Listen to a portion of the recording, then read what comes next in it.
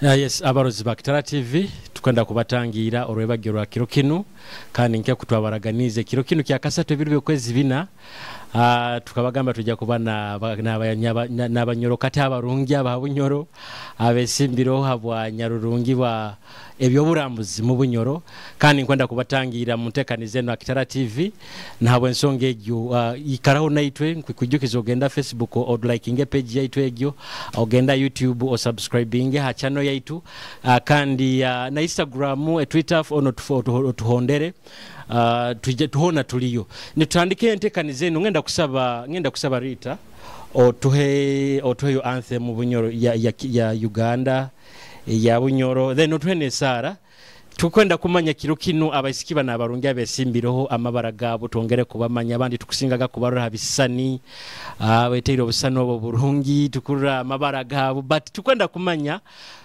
benyini nibo buha tukwenda kongera kunyumyamu nabo so entekanize no iwara Kitara TV ekunyumire kandi kankusabe obe no sigaraho Rita tuhereze yo anthem zezo ebizine kizina kihanga ne kya Bunyoro then Sara nibo tutandike tujja kuzina only one stanza, the Ugandan anthem. Even the kingdom kale. O Uganda, may God uphold thee. We lay our future in thy hand. United free for liberty, together we'll always stand. Bunyoro, Kitara, tukugonza nitwe abana abehanga abakutamwe kitini. Lero tura koraki tukugize mukama nitwijuke kitinisa eke hangaria itubunyoro. Thank you for the team that is here today. We ask you to bless our day and our dinner. Father, thank you in the name of Jesus Christ I pray. Amen. Webale munori takamba sabe mwikareho kubajukiza tuli ha Kitara TV maiso ganyaho ekipa breaking kiroho kikolekia kankusaba kitunuleho kikolekia obukama bwaitu bwa Bunyoro kuruga butandika kandi kikusomesaho history ya Bunyoro kuruga namberi warugire aba baisenkuru baitu namberi barugire kutandikira hamwe ababantu abako itwe ntantu karugamba bantu so kikolekia kurugira kimo hari babantu kintu kuruga obukama bwaitu namberi butandikira nabakama bona abayiziro niko kuruhana kusemba omukama waitu aroho ali omukama iguru Solomon gafabusa kando na katandika kutulema omwaka goro 1994 mpaka na hati niwe mukama wana na mwenda omubunyoro so no mugo waye Margaret Karunga na waharoho so cyate no sagitwaraho ne yongera kusomesaho history yaitu nambere twarugire ombokama ba Bunyoro Kitara so nahabwe nsonga egyo nkongera kubatangira tulinaho nakasitika kaitu aka Kitara TV kandi nkaitwe Kitara TV twahirwa mugisa kuba ni tuba part of Miss Tourism empaka zo Miss Tourism ez'omwaka guno. So tuhayire muno omugisa kandi kwenda kusima abatekaniza ba Miss Tourism kutuha omugisa ogwo kuba part of this manako tuhayire omugisa. Kiro kinu tukwenda kunyumyamu na inywe basically tukwenda kumanya ninywe boha ekyo niyo phase yaitejja kuba nebanza. Yeah, so tujja kuba tukenda kenga ninywe boha. Of course mu introduction nege tukenda kumanya ibara lyawe ekika kyawe abakuzara na mbiroroga, and then anyuma yekyo of course inywena we don't know who is going to be the winner, but if you win bekakubobo singwire empaka zino otekanize kutumbura ebyoburambuzi Bunyoro ota. So twina phase ezo ibiri, then hanyuma phase ezo ibiri tujja of course kubayiriza akyamusana taite kirungi murumere garukaho akyarweba gerada murumege garukaho and nebindi nkoko birani bigenda nkubatangira muno Kitara TV mwebale muno nabo ensonga egyo twina abisiki batabalungi abesimbireho bali 13 iwa kutondera Kitara TV kandi kansabe nkoko phase yaite kubanza introduction okweyanjura niko kweyanjura muri Bunyoro okwesobora okikikiyoli. So contestant wetu akubanza niwe Mbabazi Paragia kuruga Masindi ojja kwijja hanu oyemera podium tugambire huywa yes kusimba buli muntu wena ali hanu abala Facebook abali Instagram abali hona bakundwa live nkubanza abasima ya kya kabiri amabara gange ni nyomba baziperagia moti nduga Masindi mukyalo kibeta Nyamigisa mba mu Nyakalebeki tata wange bamweta Kawijamu Andrew, then mami wange bamweta Simwe Madring. Nkasomera St. Teresa Girls Olevo yona nasomera na St. Dominic intandikire mu secondary, but I started from anyway. I completed my P7 from Masin Public, Nyaija St. Teresa, Nyamalirao, then currently in the Makerere University. I'm doing a bachelor's degree in environmental science. Yeah, thank you. Yes, tugambire mpako yawe. Mpako tingibalize. Mpako yange ba moti. Nemanyisa kamulika amezi. Yeah. So otakarugiro hao abantu bakwenda kumanya as Mbabazi amoti kakubobo osingwire niwe bakukomere kuba niwe nyarurungi webyoburambuzi mu Bunyoro otekanize otakutumbula ebyoburambuzi mu Bunyoro. Ntekanize, like my aim is to empower those young men and women, the youth, that they should follow like their passion towards tourism. So bwenkuraba mukama bwakubampaire ndabiremu nkwenda abana bato bayisiki baliyoko benda muno bintu bya tourism kyonka tibaino omuntu akusaba bagambira akagamba bundi maybe tukole kinu tunanke kurambura tumanye tourism abo kwa abantu bakira obwingi bamanye tourism nka leki bikebyo enyanja but tourism is of kitu kilikoto muno and of which abana bato tibakimanyire bonka abantu. We have tourism kambaze mpezo like a brief introduction of tourism. Tourism abakiro wingi bagitwara as visiting the mountains, visiting the lakes, but it is of two. There is natural tourism and the man-made. Natural tourism ni kyonko omuntu gamba kagenda atandike kurora arole the lakes, enyanja, arole the rivers around, but there is this man-made around mukama kikalikyo mukama bakikora batu batakigendere ngubundi people would come and see, but you find it as now tourism that people are coming to see. There is also this tourism which is coming up as modern tourism, of which kale teka kuzire nkayo kyonka ekwija kiri nko mujungu bwagamba kuruga heru akaija Ogwakuyija kagamba ajja kukola it is a modern tourism ajja gamba nkwenda ntandike maybe for example ngenda kuba naiwe Mbabazi Pelagia tube naiwe I want to experience the same way you experience. That is like another version of tourism that people have not yet known. Kakusangwa ndabamu nkanyonko muntu nsakola like nsakireta ningaba there is that tourism and it starts generating income to the government. Netuyamba kuombeka ngudo biki nikeke webale muntu kala moti ruhanga kankusabire niwo singule. And by the way, to remind you, Kitara TV kateko just million name to whoever will be crowned for Miss Tourism. So I hope a million yetu ya Kitara TV ogitwale. So webale munomba wazi. Yes, Evas kuruga na masindi oba tutabule mutulete na hoima. Tusoke tugende tujje omurubuga rwaitu rwa Magita Brenda kusima impako iba atwoki baba emanyisaki omwara wo mukisika omugole wo mukisika era kwisanira kimwe omugole wo mukisika.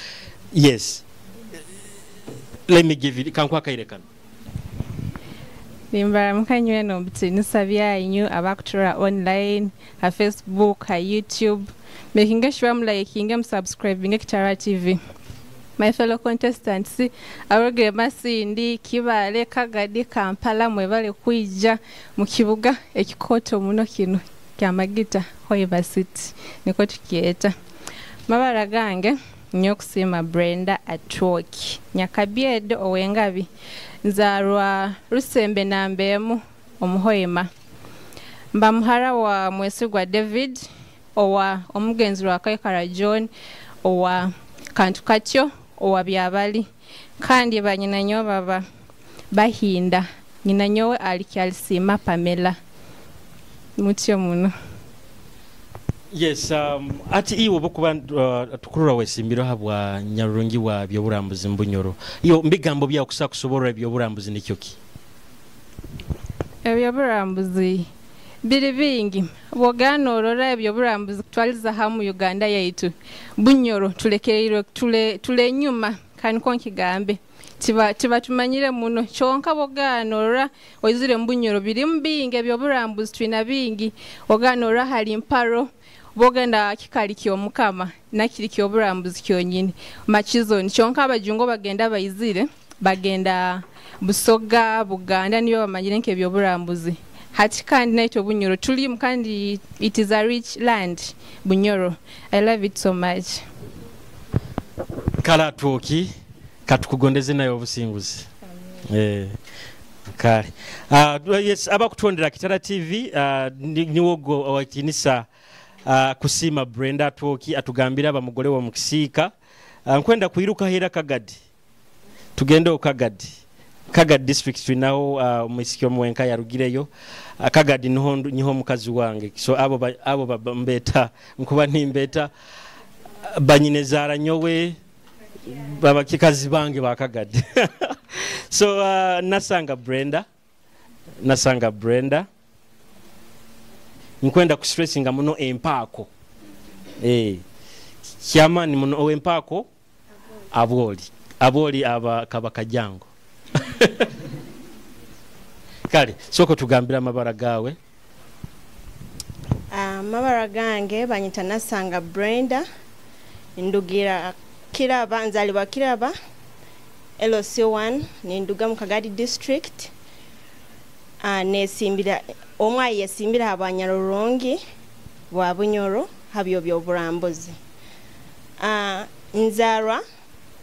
Nzarwa Nakatemeri owenkende ninzarwa ni tata wange Tisanga Vincent owenjojo indi mwiruntu nzira omuziro gwange linjojo.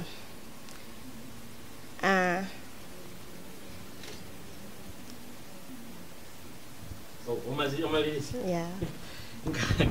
nasanga abwolye webale muno kurura nti mu district yona wakagadi okarugayo wayesimba hakikaro kino iwe nkwe nindura kibalo oko kiki kurambura kikiri kibale omuntu yakusa kakagadi ekintu muntu wakusa kuba naruga let me take it greater kibale abo kuba kagade karuga mu kibale muntu yakusa kujyayo naramburayo ebyoburambuzi twine bingi mu kagadi na Bunyoro okutwaliza hamo ekyokusokera kimu twine Corona waterfalls twine Nguse rapid falls twine home of Bitera chimpanzee yes thank you chimpanzee ebitera habiri twine kibira ebitera habiri so ebyokurambura twine bingi twine Nguse twine kisaru kya muzizi twine kibira kya muzizi so twine Kiraba rocks twine Sioni byona byoburambuze bitine mu kagadi so I invite abantu bona bali aheru ya Bunyoro aheru ya kagadi mwije murola habironge bitine mu Bunyoro no mu kagadi kutwaliza yes nasanga webale muno nayo tukugondeza obusinguzi nka Kitara TV era nkusabira na nyo milioni yaitu emogitwale oiro nkubasaba abanyorokati abali hano itwena leka tukose muno orunyoro orunyoro ndiro tukose muno waitu aboli webale muno yes tukyagenda maiso kandi erange ko kutubasabire tukose muno orunyoro tuina kutunda orunyoro yes niko kurabo kwa boba no Honda Kitara TV ya kusanga nti tuhandika mu runyoro entekaniza zetu ziri mu runyoro tukulenga kutumbura ururimi rwaitu ebyo buhangwa byaitu nk'abanyoro so bwena raba singwire mpaka zinu tutumbule ebyo buhangwa byaitu tutumbule ebyo burambuzi byaitu tutumbule ururimi rwaitu nk'abanyoro ekyo kikuru kimuno tumutebwa nti Bunyoro obukama bwandi bwona bukaruga mu Bunyoro so Bunyoro tuina kusigara tuli ba amani tuina kuheye kitidisa kyaitu nk'abanyoro tuli hamu nkwenda garuka yo masindi omukyara munyorokati tibananuka Evas omunyorokati tibananuka Evas kuruga masindi kankutangire owempako atwoki batugambire gaba mugole wa mukisika waitu atwoki akazindaro kanukawo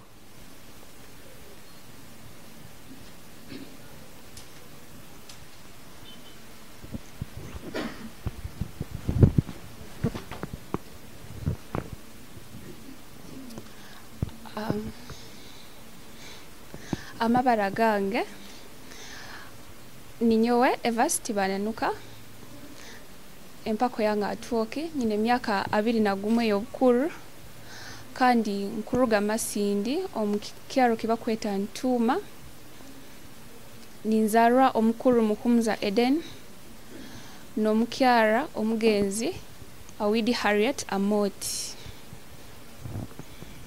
yes tutugambire ekika kyawe ndi musambo kati abasambo bazire tuzire mpindwe mpotol oruga masindi nkwenda oha junaniziba nebyo burambuzi mu district ya Nyamasaza ya Masindi oba kikurugire mu mutwe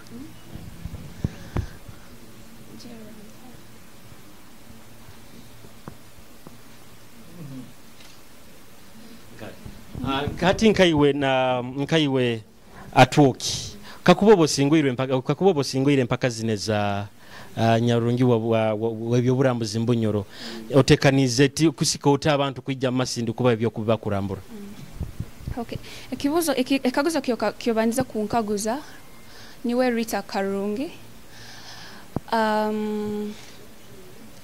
kusinga wonkuba mpangwire mpaka zineza Miss Tourism Bunyoro ekyo kubanza kinkwenda kora nkwenda kukikira Bunyoro yaitu in Miss Tourism Uganda abo kuba nkura nyine obusobozi obo winninga the national crown of Miss Tourism Uganda.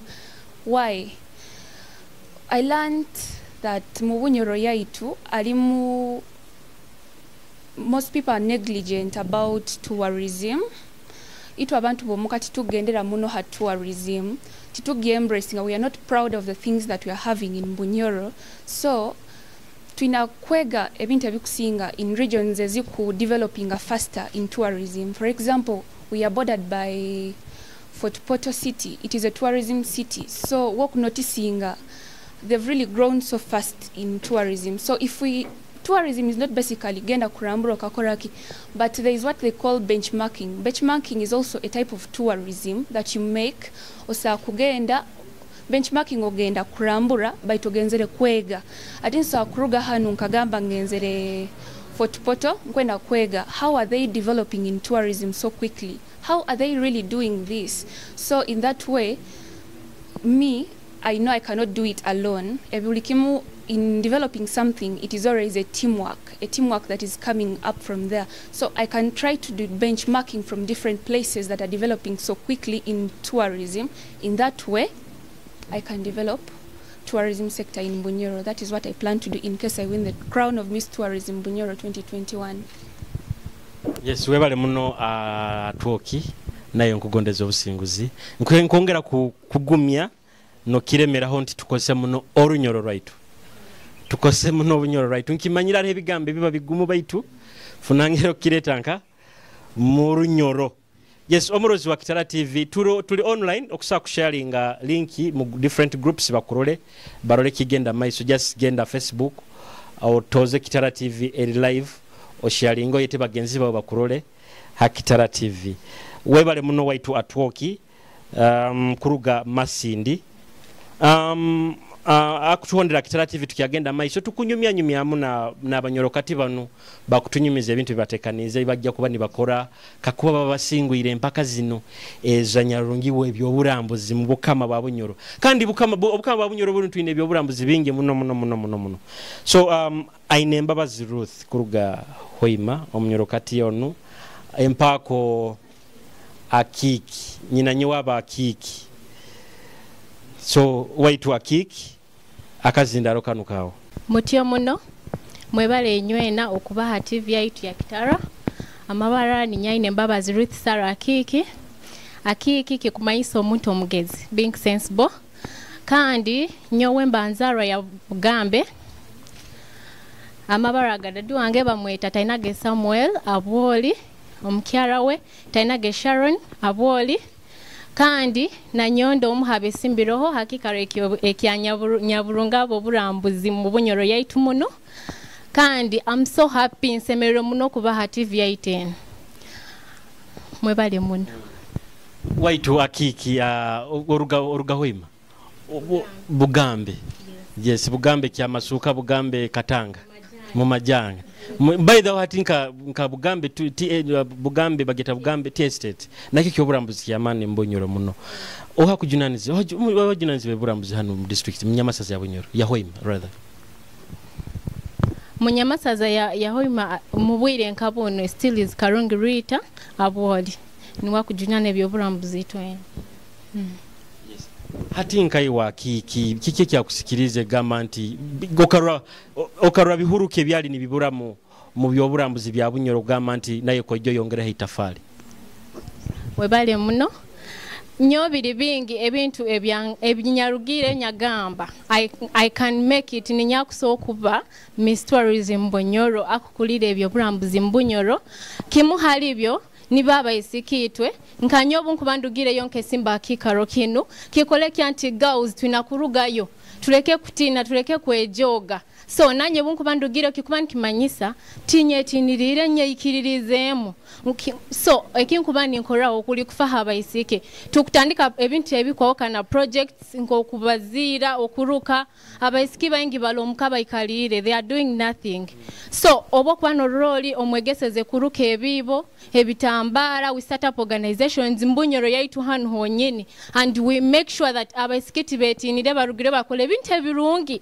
ebikubayamba kubabesaho not like prostitution ebintu like ebintu ebinde bibatekereza bikusokubayamba baitu bakusokurugayo nibakole ebintu nkebyo then ekyakabiri okusanga like tourism yaiten abantu abakira bamanyire nti kirikyo like bamanyire kuli kugenda mu districts zindi like okarora enyanja amaizi biki, but when we start up like a page nkanyo nkatandikaho page then nkatandika koleka ebyoburambuzi mu Bunyoro yaitu muno ekikusikiriza abantu abandi kwegomba Bunyoro yaitu.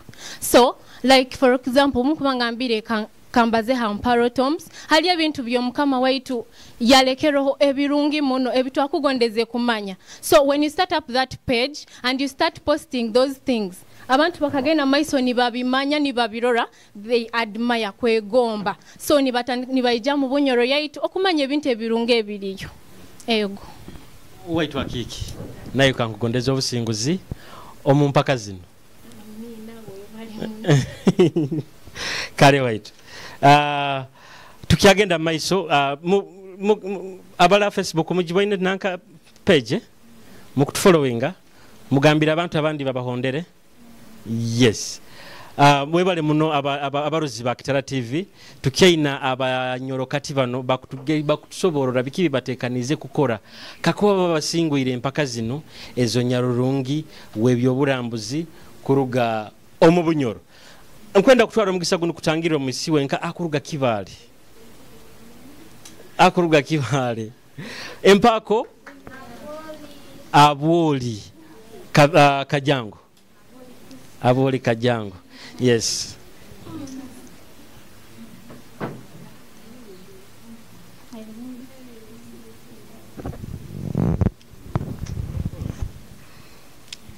Amabara gange ni nyo twaise Silvia Aboli omubijwa kati azire njubu isenyowe niwe kiza beka nyina nyowe Mbabazi Elizabeth nzarwa kiebando mukasi mukirasa ndugire kibale mu Uganda yona niye kusinga ya mabale niko bageteire kibale district tuina mabale gakuniriza amabale liro mwanya lyona nilyetorora nugamba ruhanga wanga bakintagenda kurora kibale abantu bamanyire birambuze biri kibalaho baite byoburambuzi biri birungi muno tukubasaba mwije mugende kibale murambule kibale nsinungi bo kwika kibale no botekaine omabale gaitoko tuikarayo ego oyiroho ninyata ulire kurungi to tugambire kikaki yawe byozira kikankibalize ngambire ndi mu bwijwa kati azire njubu eyo maizi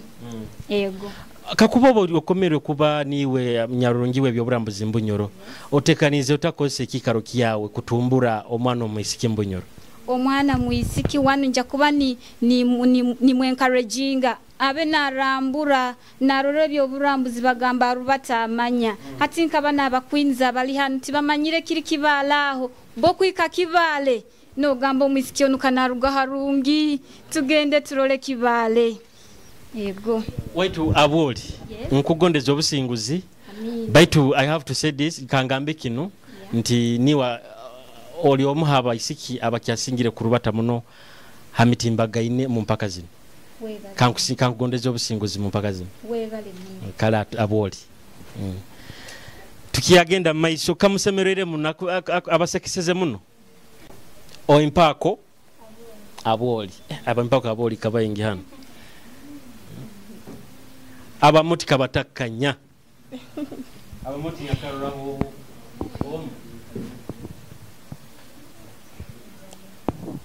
otyo muno webale kumpereza omugisa guno mabara gange nyo Christine Mbabazi Aboli nzire enjojo ndi nyabayiruntu ndi mwana nzaro ya Masindi chikwanana ndi muhara wa Isingo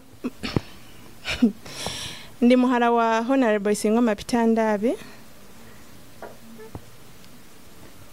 kansala mama wange mukurazi mama wange ko businga Ruth Amina akiki nyakalebeki azirengabe hati nkaiwe aboli kiki kyakusikirize kurora nti warugayo kwemera ko mpaka zino ezo banyarungi webyoburambuzi Bunyoro ekyasingire ku nyihayo haroho ebyoburambuzi ebimu ebita kale ebitamanyirwe mu Bunyoro kandi ddala mu butuufu biriyo.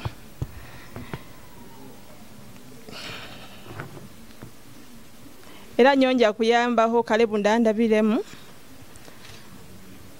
nja kugezaho kukola different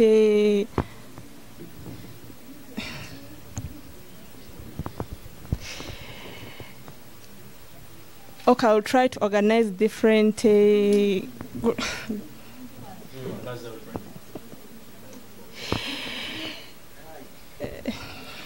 I'm sorry about that.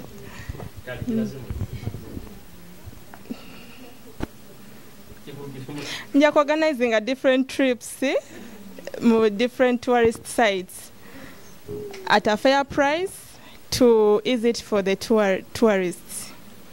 Yeah. Habokuba ensonga ejjo nkuru habokuba abantu abakusinga bamanyire ebyoburambuzi bino entekereza y'abantu bamanyire ebyoburambuzi bino bitabya abajungu kugenda kule baitu ne family okusobola kutwala na maka gawe okarambura so waitu aboli naiwe nkusinga kugondeza obusinguzi emilioni yetu ya Kitara TV ogitwale kale yes kakuba twega muntu bakubarugira hano tukamutereraho bugaro kikuba kironge muno. Yes, bokuziterera ondi naye bajjazi kuterera. Aboli webale muno bigambe ebyo nebyo tugambire. Omurubuga lwaito lwa mafuta olwa hoima. Lilian Omunyoro kati Lilian. Asimwe Lilian. Omunyoro kati asimwe Lilian. Oba niwa oraba moti. Atenyi abo. Ekiamuzizi kuli akisaru ifo. Nimbaramukia ho inywena amabara ne iraka ninyowe asimwe Liliani empako atenyi omuyaga azira akachunzi omurujunga kabeta an African firefish mama abamwiruntu ninzarwa engineer Irumba Abraham Zua namukembe kuna mbaye twikalire saha zino. He's the engineer of this building. And my mother's name is Birungi Lydia. Nyowe nzarwa mukyaro kyabuhanika baitu nindugira Lusaka niho tukwikara saha zino. I think that is all. Yeah. Yes. Okusoma, I study. I am currently pursuing a bachelor's degree in law. Now in my 4th year, 2nd semester from Kampala International University. Waitu atenye kijoka kya mzizi. Bobukama bwa Bunyoro twina abagatu abembaganiza. Ohamugatu akya junanizibwa habyoburambuzi Bunyoro. Mu Bunyoro yona niwe omukyara karungirita.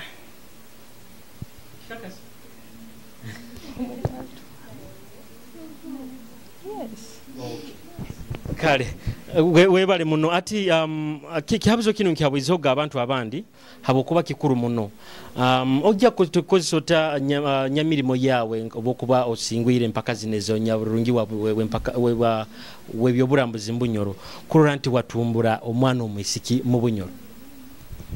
Kale mukama walabaye ikirize n'omugisa gumpaire ndabiremu unyetekanize okutumbura ebyoburambuzi mu Bunyoro. First of all, I'm sorry, let me please use English. First of all, I will do press release. Obati manye mukunyetegeza obungamba press release. For example, I will give examples. I can write articles about Bunyoro in newspapers. Newspapers as in kuandika, for example, let us use New Vision. New Vision is read by almost everyone within and outside Uganda. When I write an article about Bunyoro and there are tourist sites in Bunyoro, I'm very sure that very many people that will have read those articles in the newspapers will be attracted to come to Bunyoro and find out what exactly Lilian Asimwe wrote about. Then I can use a chance of social media. In this era, in the modern era, which we are in now, busawo kintu kikusinga kulubasa information like social media. I'll give examples of omutimbagaine. Yes, twina WhatsApp, twina Facebook, twina Instagram, and a lot Twitter bingi tinkusa kubimarayo. So I can continue visiting those places, the tourist sites. I take pictures of those tourist sites, then post them on those social media platforms. Then I'm sure when I post, people will view, people will follow, and they will want to come to Bunyoro and find out. Kale waitu atenyi ebigambo bye bibaire biraira mnoti njabigarukamu but naye kankugondeza obusinguzi. Yes, akanihire n'omuntu akutonda Kitara TV nakarwa kozereki obugaro bwa atenyi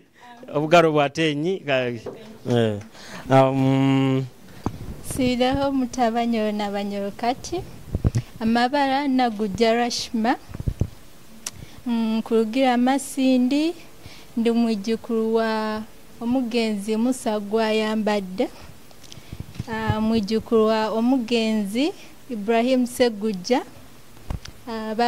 babyamire bigando mukyalo kya bigando ndi muhara wa Haj Muhammad Segujja ndi mwegi kuruga mu itendekero lya itendekero lya mu Institute of Survey and Land Management Entebbe. Ndi mu second year.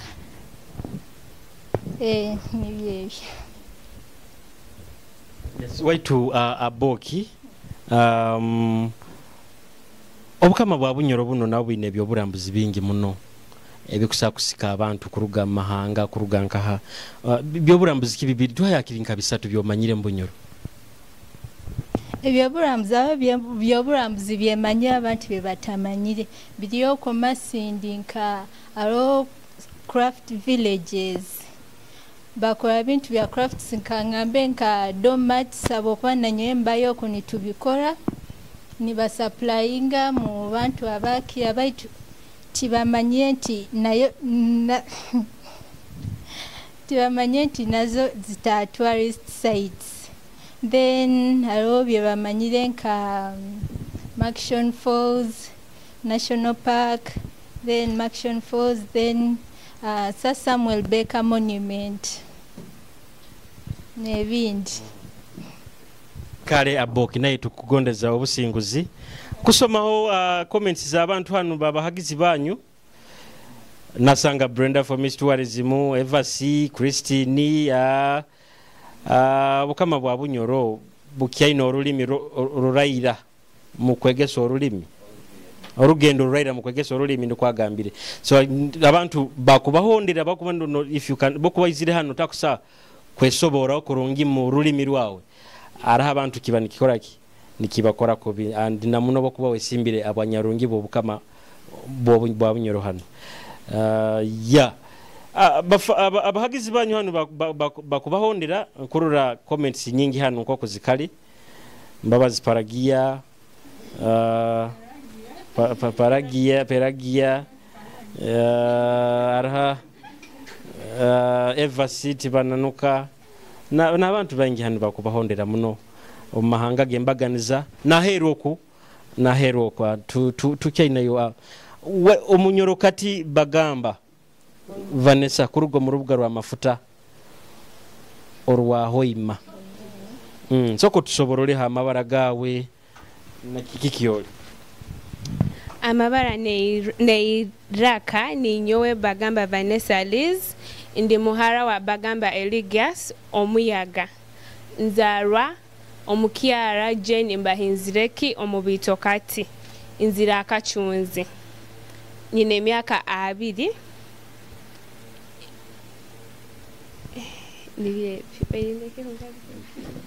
soko tugambire saha zino kokoraki saha zino ndi student ndi mwege ali mu ruhumura or I'm in my senior 6 vacation. Yes. So what Peragia rather sorry about that. So sorry about that. Bagamba. Mpako aboki kapimpina obo tukuba nturira mu Bunyoro ari mu ebyoburambuzi bingi hati nkaiwe kiki kyakusikirize kurura nti wayesomurayo tugambiro kyali mwegi myaka yawe gye 20 wayesora gamba nti korugeyo oije wesimba kikaro kinu ekya nyarurungi webyoburambuzi bya Bunyoro kiki kyakusikirize ekyo kubanza nyowe nk'omuntu ngonza muno ensi yange kandi ekindi I have interacted mbalize n'abantu benga aba Uganda n'abatali ba Uganda mukubaza nabo I got to know tibamanyire about ebyoburambuzi between ito mu Bunyoro even Uganda at large tibaina bintu binge ebimu babimanye bete ebindi kandi babimanyire so I felt like why habwaki nibamanye ebyoburambuzi in the other regions mu bikare ebindi but not owaitu Bunyoro nyagamba leka ndugeyo nyesimbo habya tourism Bunyoro so that I can sensitize manyise abantu ebyoburambuzi between akutandikira omuka habokwana abantu abanyoro tibabimanyire ebyoburambuzi ebibaino in their region so ekintu nkekyo it is so hard to create awareness to the other people kandi abomuka bonyini batabimanyire hati iwe boba tugeze oli mbwire bwawe bwa omungereza kyagamba free time kike kisinga kunyumira me my free time I love traveling nyenda kulibata kurambura I love traveling and the other thing is me as a person I love doing makeup nkoraho abantu nimba nyiriza nibazoka kurungi kale waitu aboki nayo nkugondeza obusinguzo mu rugendo runo turajja turagenda masinde biro byokwezi 29 niwo nyarurungi webyoburambuzi Bunyoro ngali nice tukiyagenda maiso omurozi wa Kitara TV akutuhonderaho na nambero kali osakuhabuza ekihabuzo iwa akutuhondera Kitara TV osakuhabuza ekihabuzo tujja kuba ntukisoma hano abokuba comments zanyu hano tukuzirora tujja kuba ntukisoma atukubuzayo abanyorokati babiri babiri basatu omnyorokati kuruga katwesigejo ikuruga Munyamasaza taro atuhaise siri ohondi kanyunyuzi kuruga Munyamasaza ya Hoima barabanyeta Kanyuzi Hope Vivian kuruga Hoima City ndahanzara ya Hoima mami wange bamwita Komweru Samali Munyoro Muboro by clan dadu wange bamwita Igwera Geoffrey Omukurungo so ndikimfura Mukurungo by clan ebyo kusoma byange nkamara primary 7 from Yana Primary School in Hoima nyayongerayo my form 4 nyagenda West Heights College Wakiso then form 6 nyagimalira Duhaga that's in Hoima ngonza mne byoburambuzi I love writing nyenda kuhandika kusoma ebitabu as stories as talim nazimu mwebale muno waitu aboli webale naye kurora nti warugayo wajja kwesimba kikaro kine kya nyarurungi kitwara muntu kuba nowekiririzamu kwija hakikaro kino nayo kiki kyakusikirize kurora nti wajja hakikaro kino webale muno ekimu habinte byansikirize kwija mbyoburambuzi bwa Bunyoro Kitara ekyo kubanza nyenda mno kutravelinga nyenda kugenda kurambura kurubata nyenda kurambura ebikare bitali bimu na bimu nyenda kunyumirwa so mukurambura oba nonyumirwa nogeza no kutunda ebyoburambuzi nekya kabiri ngagonza muno kuba like with self confidence that yes ensonga eyandesere mbyoburambuzi is I wanted to challenge myself to see how far I can go with me personally. Thank you. Mulimo kigwengaro gwo kusakora oyina mulimo gwengaro gwomanyire gwo kusakora webale muno omulimo gwemanyire ogunkusakora gwengaro kuba ku bagamba bata kuruka ebibo kuruka engali kuruka obuliro nibyo ebyo ebintu ebimwe binkusa kuba nimanya nk'okukozesa engalo zange. Ogambirege mpako abwoli kapimpina abwoli kajango kala abwoli naye tukugondeza obusinguzi ebiro byokwezi 29 Masindi niwo obanyarurungi wa ebyoburambuzi Bunyoro. Omukyara Kisembo Doreen owempako atwoki batugambirege abamugole wa mukisiika abawuliriza ba Kitara TV ni amawa gange banyeta Kisembo Doreen atoki nyine emyaka 24 nikara Nyamuhamba nzire nsoga nkasomera ebyekibira Amakere University ngonzo kurambura nokurera ebintu ebyaka nyekozesa nkora liquid shop nyine liquid shop business. My mom is called Mbaba Scovia and my dad is called Kirungi Joseph. Mweba imuno. Oiroho ekikakia. Walipolisi? Okay. Webale muno waitu ate atwoki ombukama bwa Bunyoro buno oha mugo wa Bunyoro. Bamweta Aran Kiwanuka. Omugo wa Bunyoro bamweta Aran Kiwanuka. Ati atwoki kiki yakusikirize naye kwijja kweteraniza mpaka zino ezobwanyarurungi webyoburambuzi Bunyoro. Currently Bunyoro Kitara Kingdom is facing a lot of challenges as a result of COVID-19. Ebiresero okubura kw'emirimo and byaleta n'okubura kwa bagenyi. So as a Miss Tourism contestant planninga kutandikawo a project za sustainable development like beads making na crafts, then planninga no kora conservation campaigns hali njagwaga ni training abantu ebyo nimbasomesa about conservation kulinda ebisoro no kubyala emiti.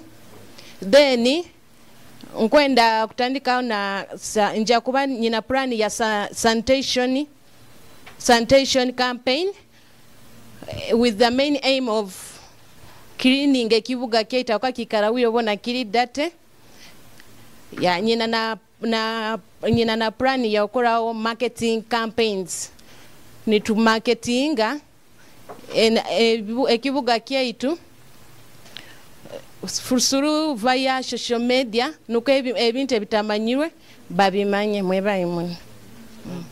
Empako yange ni nyatoki. Waitu atoki nawe nkugondeza obusinguzi ebiro byokwezi 29 niwe osingule empaka zinezo banyarurungi.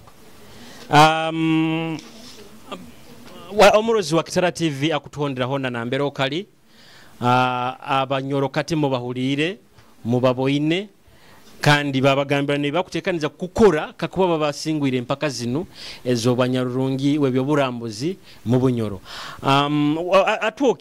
Atwoka arugira hano Doreen omugo wa Bunyoro ali hansana kichate kyenkwahiro jja kumusoma ho murole oyongere no kumumanya kurungi. Ankwenda kweta omunyoro kati wa amani enkwatangabo owekitinisa Rita Karungi ono nuwa kujunanizibwa hali abanyoro kati bano nokunyirira kona kotubaboineho ono nuwa kubajunanizibwa waitu empako aboli kankuhaka kazindaro kanu kando ja kubano tugambira na timu yokora nayo yona then tujja kuija ndimperekera entekani zeno ntugenda kyarowege kyetu. Wai tusi owa Kitara nyikiriza nyiho kamasikikano nsobole kubaza kurungi. Musibiro mutabanyoro nabanyoro kati abakuturora akanda abakutuliriza hamutimbagano gwa Kitara TV. Tusemerere muno munganya tujja kubaza ntumikisinga runyono rujongo akwa tuina abagenzi bayita bali mu diaspora abakutufollowinga tindubasire nyenka amabara gange banyita Rita Karungi Aboli banyabazira nzira enchu entimba urunde yorani bagambe mamba mu Baganda. Saa zino tuli mu HB Hotel mu rubuga rwa Hoima rwa Magita Oil City.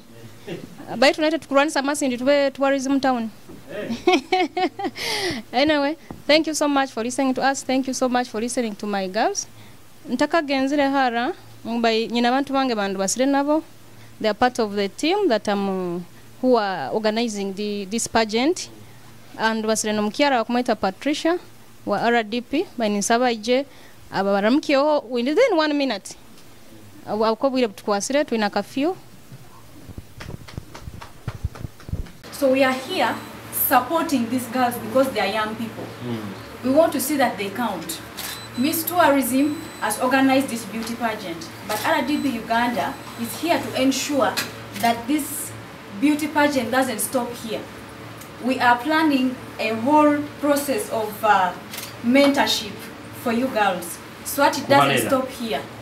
It doesn't mean that when you don't take the crown, that is the end of it. Tomorrow we still want to remember each and every girl in this room. We want to develop you, to help you develop, to give you spaces and opportunities. So many opportunities. Adina will keep on sharing.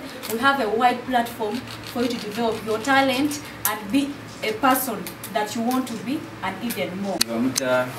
Abarozi ba Kitara TV n'emyenda ya Bunyoro Kitara nyakugambire mbaka kwizo bayitu yitwe emyenda ya Bunyoro Kitara tukaguza kabumba ni wakaguza andaliyo akiraine mutikali anja kurubata nko Munyoro ya anja kurubata nko Munyoro twatugamba bali bagamba tambula ngo Muganda batinja kubata nko Munyoro amabara gange nyiri banyeta Kato Monisco ya miaka 24 baitukira kumanywa nka Urban Navic MC the actor muzani wa filimu the model the fashionista fashion designer the director Bunyoro magazine nkora na Spice FM as a presenter and as a brand ambassador nkora na hotel HB Hotel Buffalo ni turimu marketing team with my colleague Brenda the director Bunyoro Sports Eye magazine ile mizano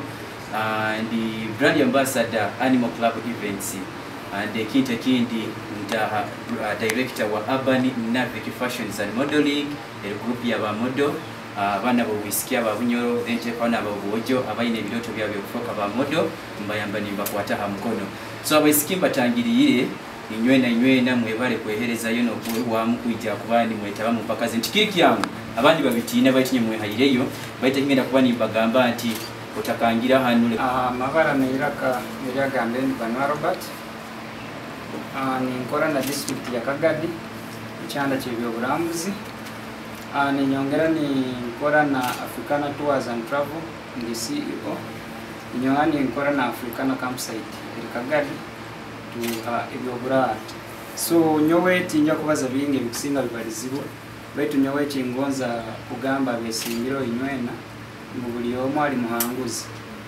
okwen step ya mutekingire bayingi twayesera bakwenda kwesimbaho abakusinga bakatina baitu inywe basoboyere kwesimbaho mwegere bingi kikumanyisa buli omu aliki ali muhanguzi nkaito batwaize officer aba Bunyoro kozere kione kikusoboka kurora twatonda ebichweka byaitu ngeri nasanga Brenda bena abagamba Kagadi twinyo Karuna waterfalls twinyo Lake Albert twinyo Nguse waterfalls twinyo Muzizi twinyo ebibira ebintu ebyo ne bikusinga tibikozereki tibimanyirwe however tukwenda kutekamo amani nitusaba nenyu buli omu araba arabirebo no gwaraba atarabiremo sigara no mutima gokonza tourism kikimu akihanda ekitayize ihanga mu Uganda Uganda ari mistake nisakwa nambemo bananga ibi kandi kufuna mu tourism yangu muno buli omu no sobora kora no sobora kutandika na katito ko yini norora mafuna mu tourism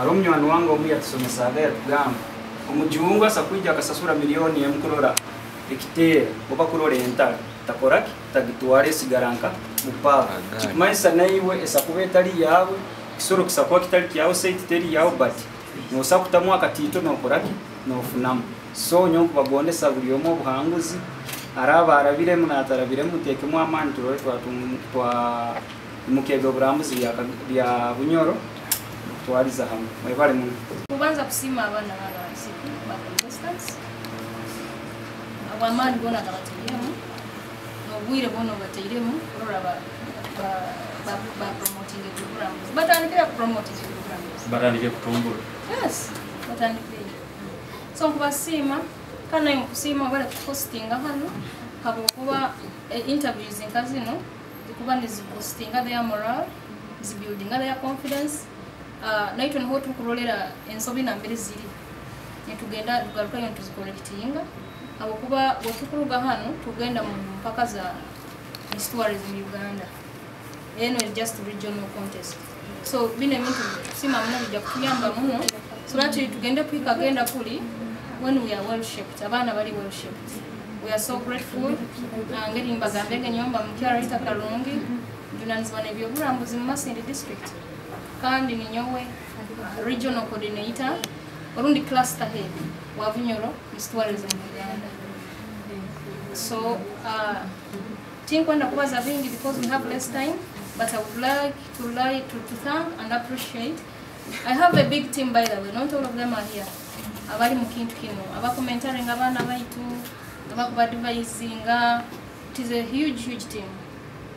I would just want to thank them and also to thank the people of Bunyoro for loving this pageant. For sure, oloragaruko kasaruliza mu history yenyuma pageant entekafunaga attention yefunire murundi. It is just a virtual contest tuli mu COVID, but it has a high number of followers. People follow. Thank you so much. I think we should go for our dinner.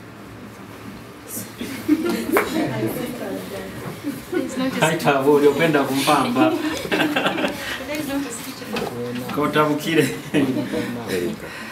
Bunyoro kati nywena besimbira mpaka za nyarungi wa webyoburambuzi Bunyoro kwenda kubasima nti mukayikiriza kubabungisa ngaitwe Kitara TV kandi manandiko twayibungisa waitu aboli karungi mukusima kurora nti watendeka abana bano wabalera ekike kibalisa hazima nkimanyire kimnambe tuhakire birwe kwezi 2009 bajja kuba bahinduki fine mpaka ngazino omuntu abo mwasingura but nebo kwota singwire nkimanyire inakuba ijja kuba yegere bingi ojja kuba binyo ina bingi byorabiremu ojja kuba aro ekikweyongiro ombomezi bwawo so nobora utasingwire batwire ujja kuba musinguzi nkokwa omugambi omatugambire hano nkaitu itwe nka Kitara TV tusemerere muno kuba kichweka hali mpaka zino kandi nkwiraganiza nti nka Kitara TV tujja kuyongera genda maiso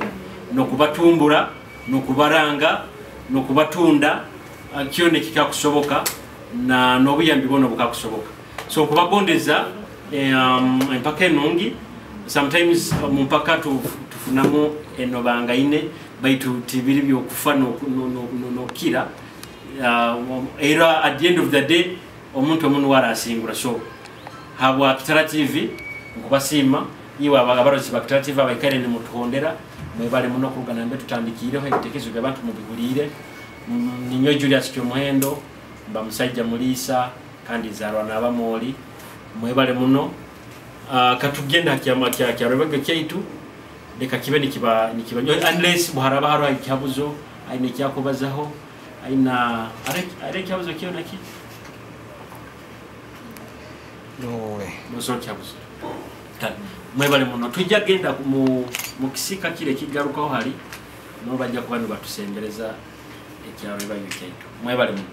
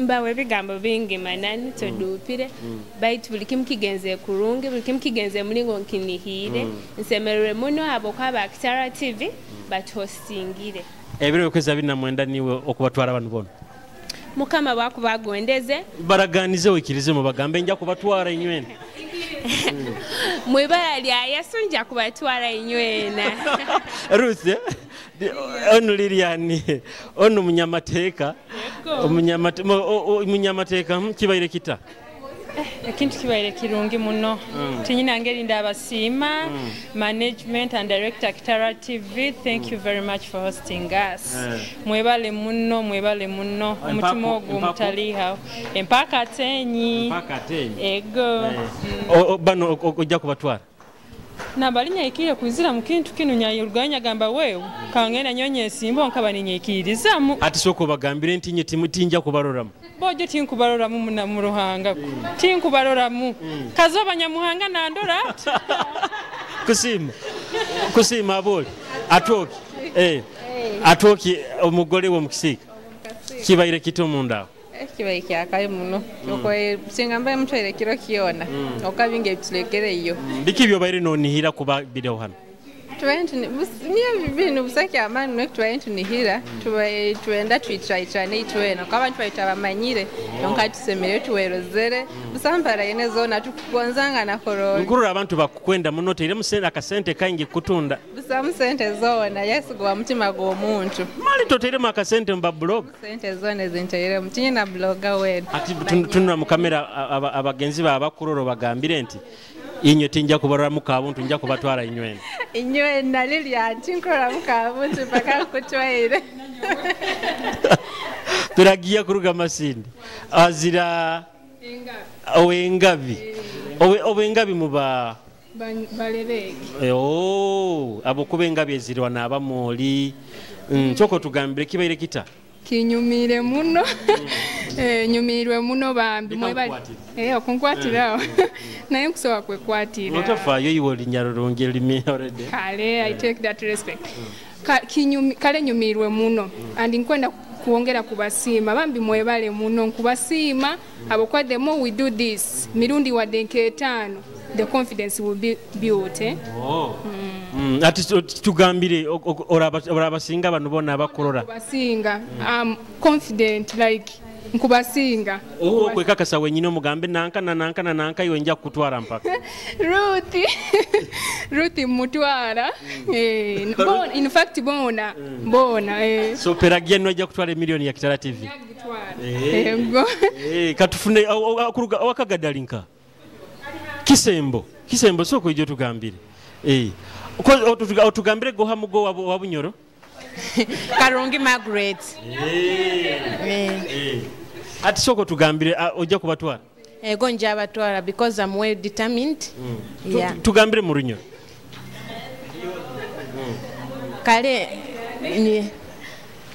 kale nyetekanize batwara akwa nyize no bumalirizi kakakuba Kitara TV oba niwo osingire milioni ya Kitara TV otekanize gikolesaki I'm planning to help young children abana enfunzi na okuyamba abantu abali vulnerable batakweyamba ninkora projects nkaza beads nina skills zingi nke kando liquid shop making ezinsabegesa noko mbayambe mbayimukiyeyo webali muno Dorin abaroza ba Kitara TV turugire kuli mu room tujja genda kyaro bagi baitu abaisiki banu bakulenga okutugambire bajja kora bakwekakasa buli omako hagagama ninyaje ajja kusinga nasanga oruga kagadi akuziraki akuzire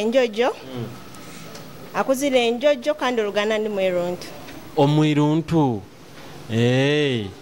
ojja kubatwara abantu ojja basinga abantu nja kubasinga atundura mu kamera tukugambe nankana iwe mpaka nja kusinga Joy Ruthi nywene nja kubasinga hati milioni ya Kitara TV ojja gikora mu milioni ya Kitara nginire plani kwenda kukolaho sako ya elimu ebyoburambuzi sente zo nho kwenda kuziteka.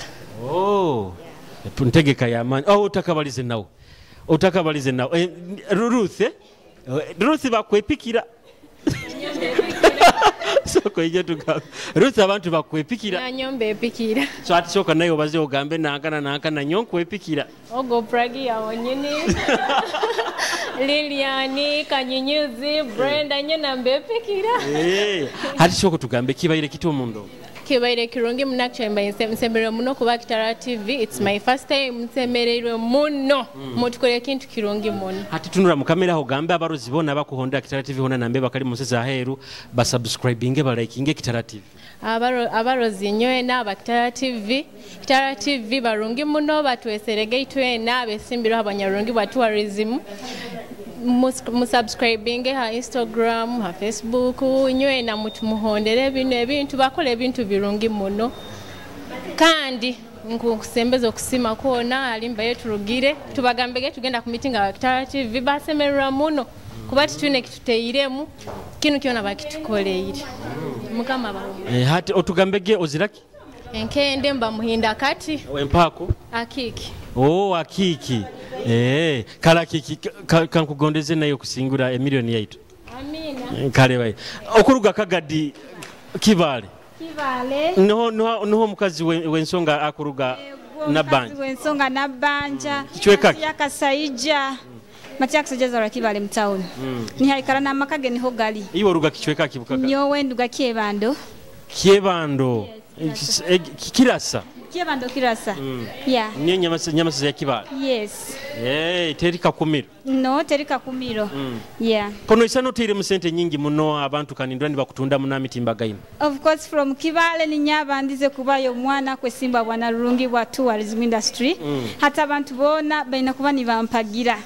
And I'm hoping to win this 1 million. Yeah. Hati choko tugambire ni sente zino ni warazitwara mali. Ni nyagenda kuitwara because nina confidence no bugumu ego.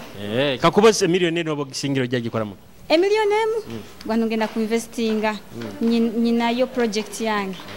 Tinkwenda gibaza kuba one of the religions tizigikiriza baiteriye kubuminga nkoto kale nyonji kengiro tafaye otugambire na mabara tuhaisa Silvia Abwoli omubwijwa kati omubwijwa kuruga kibalo mabara amabale garungi abaisiki bantu ina batwara yo kale tujja kibaza ohundi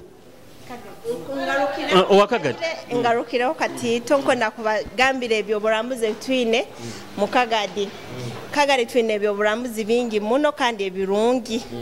Twine Karuna Falls, twine ebitera ekibira kyebitera habikara, twine Rapid Falls. Amabara neira kanyowe evas tibananuka tibananuka. Okay. Choko tugambiro ina smile nungi abantu bakumpulira hali ni bakukomentinga otiba niwe akwa. Bebale kusima niye yange. Oteire musente nyingi muno kuba no wetunda muno kiki. Kwaha ba blogo basasuye sente. Tinsasuire abantu abakusinga nibo ba supporters nabantu abakungondeza obuhanguzi bona. Wa mu kibuga kya mafuta? Kia mafuta kwaha ndi wa Masindi. Oli wa Masindi kichweka Bujenje. Hano mu Mpukuru. Atahe Mpukuru nyingi Bujenje aho. Muruka gwa mura. Alimu akaro baketa ntuma oko niho nkuruga. Ntuma. Na ntoma na ntoma. Aliyo ntoma baito aliyo na ntuma. Kiyo nkuruga ntuma. Hati mundoko kibaire kiti. Kibaire kizibu ebaire experience itwegeireho muno cause itwe nkaba contestants tugenda kusanga interviews nyingi hati since anyway interview yaitwe kubanza surely twegere mu bisani byawo bya creativity kiki kiwakozera nkakwata I had to be creative in the things that I was going to do nkakwata isoke nkarora instead of investing money moving to gura bids because at first nkanyenda kora bids so narora nyina weave nagenda hono msalon nakomayo isooka libasara nkawulira akwate isooka enkeeryo kalisara nagamba really I think I can do something beautiful out of this if I invest in my time. Creative wege yokurora ekantwalira week years but usawo sente zinateiro byona ebyabairo bikaba byange ne isooka eri kusinga oyabulire isooka kangamba bata kusinga twina weave I think esanga nyina weave nyingi nagamba if I try to use something like this for my creative wear it is going to be unique kandi kijja kunkolera mpaka kyalugayo kale tiba katugondeze nayo obusinguzi otugambe gozi laki kanyunyuzi ententimba abantu naye bakugonza muno kanyunyuzi kasita kyoko obatera bagambe mwe bali kumpagira bojo inywe nkusima muno inywe nabampagire abantekayo hamutimbagano abaliking ebisisani byange ha Facebook ha WhatsApp bambi mwe bale muno keep liking keep commenting keep following mundoko kibaire kiti tikibaire kibi kandi tukubasima mnaba Kitara TV habo kwijja mukateka hamutimbagano abantu bakeyongera tumanya kibaire kirungi emilioni ya Kitara TV oragisingura definitely njagisingura kankugondeza obusinguzi munanga mu creative ataya kisano okakolaki mu creative ataya nkarora ekintu ekiranyumira first of all guys bambi mutanye babanyeta News Hope mugende ya Facebook Miss Tourism Bunyoro region page mujja kunsangayo mliking ebisani byange ne bya creative wabyo nabiriyo ebya dinner ebya casual wear so one of the things mulingo nyenda mne bintu byoburambuzi nkakwatanya creatinga omutima omukoto like representing a love for tourism mujja kusangayo guli so nice nikiki bakuzire for creative yes kale abarozi bakita tubaire turugire kuli mu room twenda kuongera kumanya abantu bano baitu hatika mba twale makia rwebagyo hadina yaitu